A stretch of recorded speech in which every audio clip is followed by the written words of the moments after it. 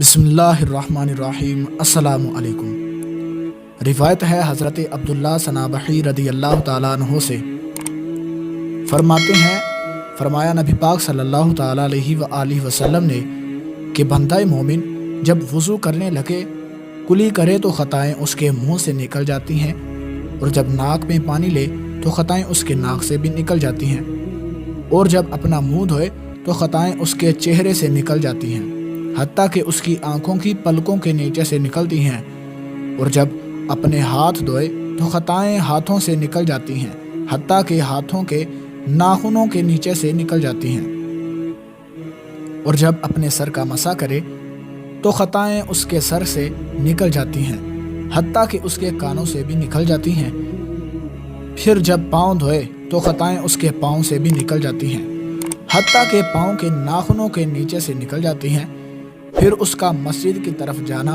اور نماز پڑھنا زیادتی ہوتی ہے۔ دوستو، اس حدیث مبارکہ کی تفصیل ڈسکرپشن میں تفصیل کے ساتھ موجود ہے۔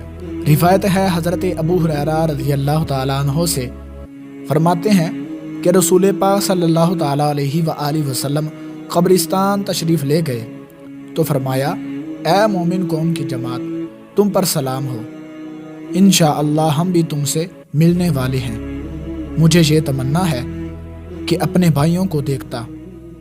صحابہ نے عرض کیا، یا رسول اللہ، کیا ہم آپ کے بھائی نہیں؟ فرمایا، تم میرے ساتھی دوست ہو، ہمارے بھائی وہ ہیں جو اب تک آئے نہیں۔ لوگوں نے عرض کیا، کیا آپ کے جو امتی اب تک نہیں آئے انہیں حضور کیسے پہچانیں گے؟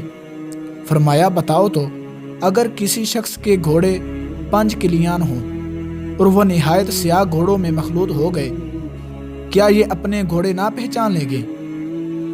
بولے ہاں۔ فرمایا، وہ آثار وضو سے 5 کلیان آئیں گے اور میں حوض پر ان کا پیش رو ہوں گا۔